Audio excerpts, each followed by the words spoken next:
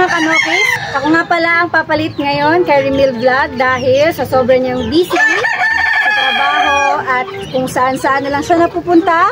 Kaya tayo muna ang mag-vlog. Kasi sayang naman yung channel niya kung wala naman mag-upload kasi sobrang busy ng idol natin. At so ngayon, timing na timing dahil galing siyang Cebu. Meron tayong ipapakita sa inyong tryo na white kelso. Galing kay B-Boy Enriquez. So andito.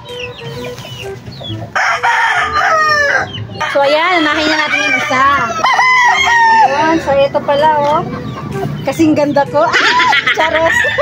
Straight comb pala to siya mga kanokis. Hindi siya gaanong maputi.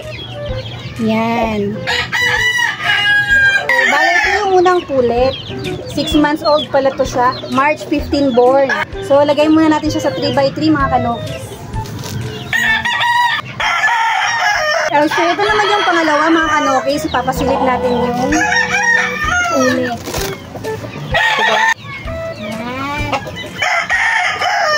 Ito siya oh, ang ganda. Ito naman, P-comb na puting-puti naman siya. Iba to sa pulit kanina. Kasi ito ay pure white.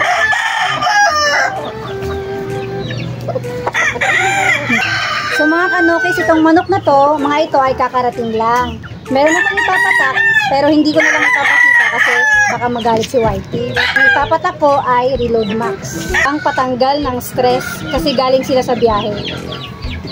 Ayan. So ayun, lagay natin ito sa 3x3 mga kanokis. So itong huli naman mga kanokis na papakita ko sa inyo ay yung pinakakahanap nyo. Kasi ito naman yung lalaki, yung broad stag.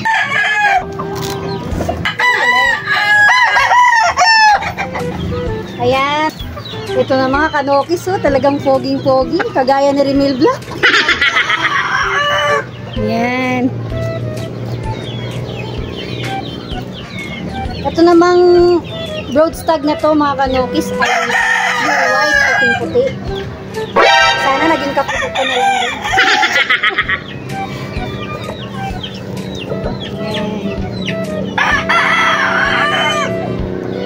Lagay natin dito sa 3x3 para magkasama silang tatlo.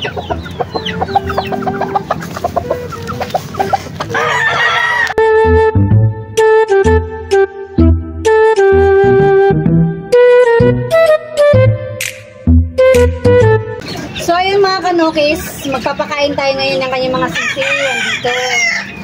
Dahil sanay na rin tayo magpakain ng kanyang mga sisiw at mga manok mga kanokis kasi minsan pupunta siya ng Cagayan, Cebu, minsan 2-3 araw siya doon. Kaya medyo sanay na din tayong mag-alaga ng kanyang mga sisiw. Kaya ngayon naman, ang gagawin natin ay magpapakain tayo ng kanyang mga sisiw. So ito lang mga kanokis, lalagyan lang natin siya ng 5 scoop ng ganito. Kaya ang pinapakain natin ngayon mga kanokis ay GMP2. So ang paraan pala ng pagpapakain natin ngayon ng kanyang sisiw mga kanokis ay wet feeding. At hinahaluan natin to ng Progency mga kanokis para healthy yung alaga ni Remil Vlog.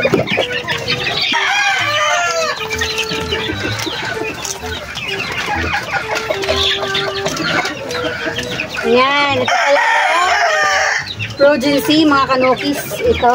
So ayun mga kanokis, tatsahin lang natin kung gaano karami yung ilalagay natin. Depende kung ilan yung mga sisiw na pakakainin natin mga kanokis. Ayan. So lagyan natin siya ulit ng tubig mga kanokis.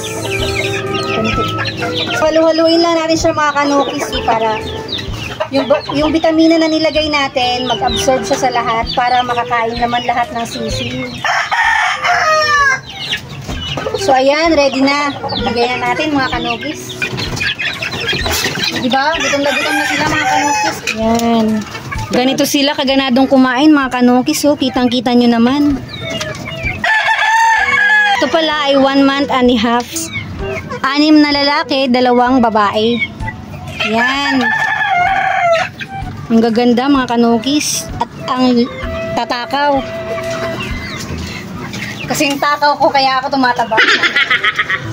So, at dahil natapos na natin mga kanukis ang pagpapakain dito sa kanyang mga sisiw, doon naman tayo sa mga uhikan niyang doon naman tayo sa kanyang mga mas madami pang sisiw mga kanukis. So, ito naman yung ipapakain natin sa kanyang mga ibang manok mga kanukis, GMP3.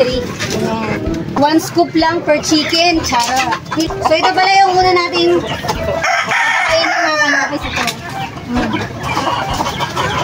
Ito naman, dahil medyo marami-rami sila, ang ilalagay natin ay 7 scoop. Tapos, yung technique naman, pag wala siya, at hindi niya ako nakikita kung paano ako maglagay, alamin niyo mga kanokis kung ano. Ganito lang, oh. Oh, ayun. Isa. 2. 3. 4.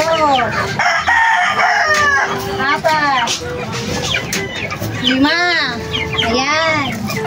At dito naman, sa mga ilahing 3 piraso, 3 din. Huwag ka munang umakyat dyan. Hindi pa ikaw ang turn. Ayan.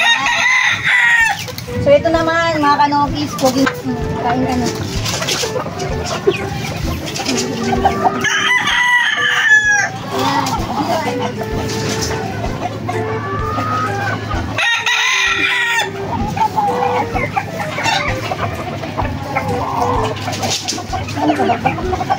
Dito ka.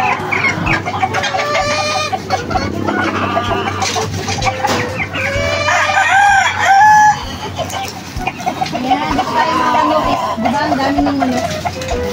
Pag iniiwan niya ito sa akin mga kanokis, dito ko nalang kumain. Ay, maarte ka man. Oh. Kasi ito mga kanokis, medyo masaya lang itong kumain. Gusto niya, pag kumakain siya, doon sa kabila. Ayan. Medyo madami-dami kasi siyang manok. Yun.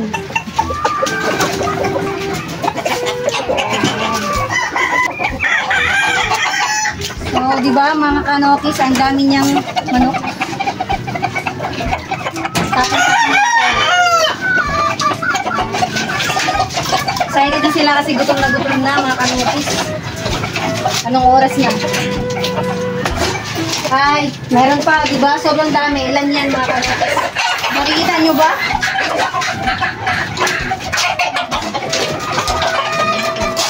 Oh, di ba? Hindi ko pa nalalagay. Tinutukaan na nila. Kasi nga, gutom na. Ito naman, pag may tubig pa dito, at kailangan natin lagyan, tatapon lang yan. Babalik. Para sa mga hindi nakakaalam, charo.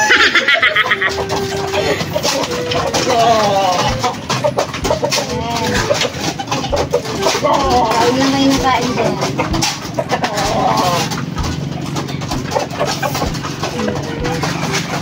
So ayun mga kanokis, nalagyan na natin sila ng pagkain nila. Maya-maya naman, pag naubos na yung mga pagkain nila, siguro mga after 30 minutes, painumin naman natin sila ng tubig. So baka magtaka kayo ngayon mga kanokis, si Remil Vlog wala ngayon dito kasi andun siya busy sa mga exam niya. Marami siyang exam ngayon. So hanggang dito na lang mga kanokis, bukas naman ulit.